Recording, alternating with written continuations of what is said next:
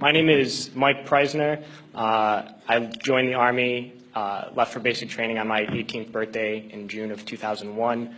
I was assigned to the 10th Mountain Division, and in March of 2003, I was attached to the 173rd Airborne Brigade and deployed to northern Iraq.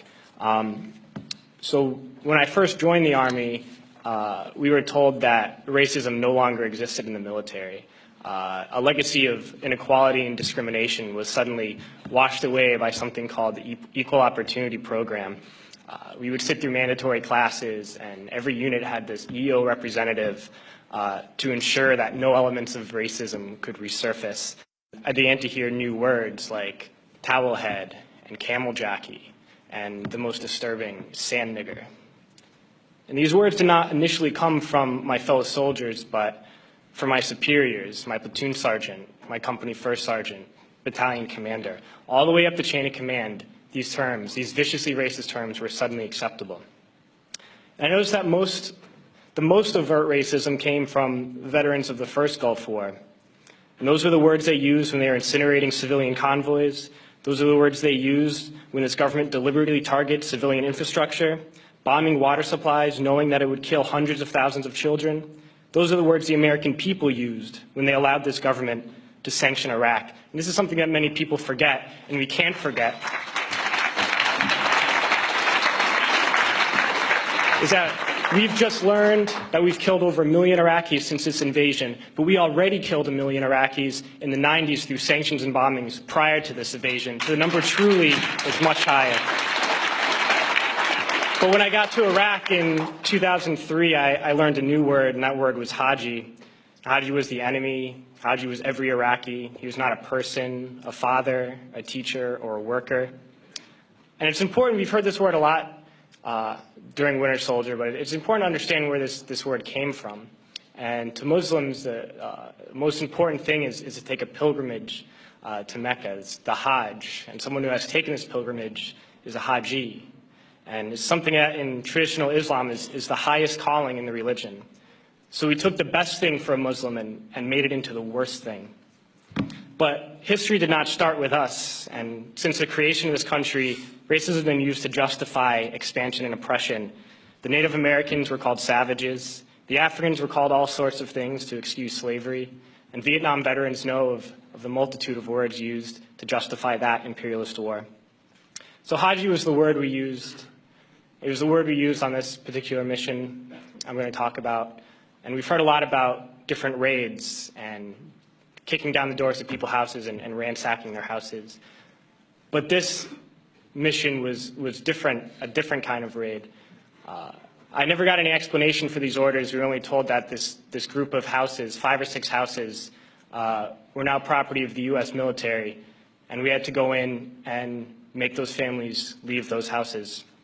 So we went to these houses and informed the families that those homes were no longer their homes. We provided them no alternative, nowhere to go, no compensation. And they were very confused and very scared and did not know what to do and would not leave. So we had to remove them from those houses. One family in particular, a woman with 2 small girls, a very elderly man and 2 middle-aged men. We dragged them from their houses and threw them onto the street.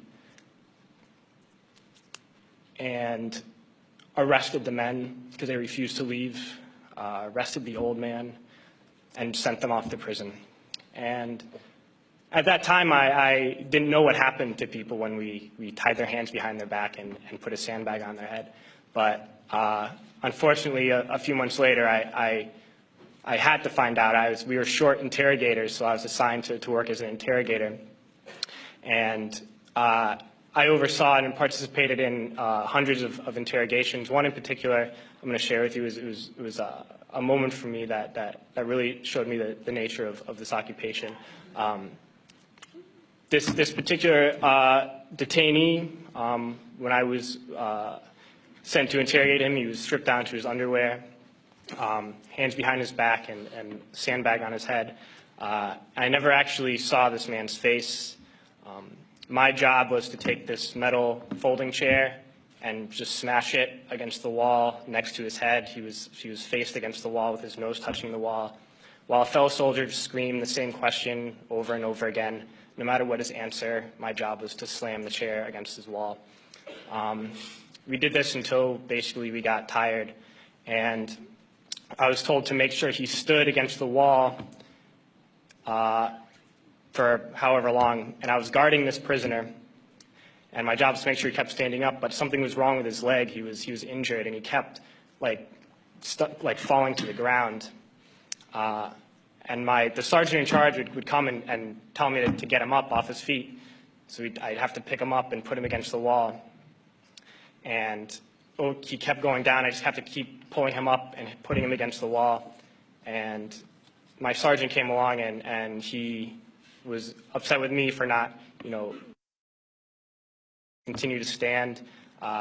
He picked him up and slammed him against the wall several times. And then he left, and when the man went down on the ground again, I noticed blood pouring down from under the sandbag. And so I let him sit, and when I noticed my sergeant coming again, I would tell him quickly to stand up. And then I realized that I was supposed to be guarding my unit from this detainee, and at that point I realized I was guarding the detainee from my unit. And I tried hard to be proud of my service, but all I could feel was shame. And racism could no longer mask the reality of the occupation. These were people. These were human beings. I've since been plagued by guilt anytime I see an elderly man, like the one who couldn't walk, who we rolled onto a stretcher and told the Iraqi police to take him away. I feel guilt anytime I see a mother with her children, like the one who cried hysterically and screamed that we were worse than Saddam as we forced her from her home.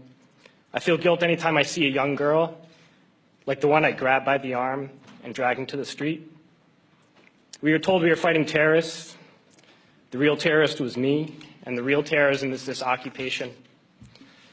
Racism within the military has long been an important tool to justify the destruction and occupation of another country. It has long been used to justify the killing, subjugation, and torture of another people. Racism is a vital weapon employed by this government. It is a more important weapon than a rifle, a tank, a bomber, or a battleship. It is more destructive than an artillery shell, or a bunker buster, or a Tomahawk missile. While all those weapons are created and owned by this government, they are harmless without people willing to use them. Those who send us to war do not have to pull a trigger or lob a mortar round. They do not have to fight the war, they merely have to sell the war. They need a public who is willing to send their soldiers into harm's way. They need soldiers who are willing to kill and be killed without question. They can spend millions on a single bomb, but that bomb only becomes a weapon when the ranks in the military are willing to follow orders to use it. They can send every last soldier anywhere on earth, but there will only be a war if soldiers are willing to fight. And the ruling class, the billionaires who profit from human suffering, who care only about expanding their wealth, controlling the world economy, understand that their power lies only in their ability to convince us that war, oppression, and exploitation is in our interest. They understand that their wealth is dependent on their ability to convince the working class to die to control the market of another country. And convincing us to kill and die is based on their ability to make us think that we are somehow superior. Soldiers, sailors, Marines, airmen have nothing to gain from this occupation. The vast majority of people living in the U.S. have nothing to gain from this occupation. In fact, not only do we have nothing to gain, but we suffer more because of it. We lose limbs, endure trauma, and give our lives. Our families have to watch flag-draped coffins lowered into the earth. Millions in this country without health care, jobs, or access to education must watch this government squander over $450 million a day on this occupation.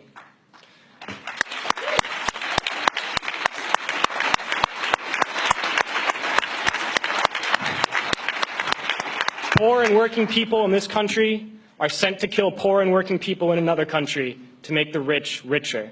And without racism, soldiers would realize that they have more in common with the Iraqi people than they do with the billionaires who send us to war.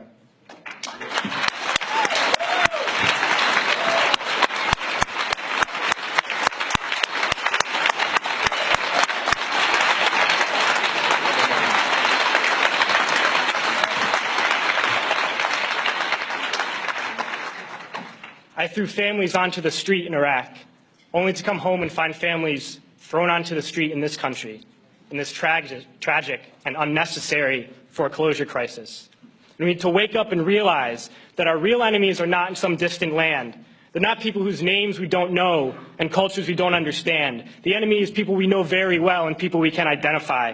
The enemy is a system that wages war when it's profitable. The enemy is the CEOs who lay us off from our jobs when it's profitable. It's the insurance companies who deny us health care when it's profitable. It's the banks who take away our homes when it's profitable. Our enemy is not 5,000 miles away. They are right here at home. And if we organize and fight with our sisters and brothers, we can stop this war, we can stop this government, and we can create a better world.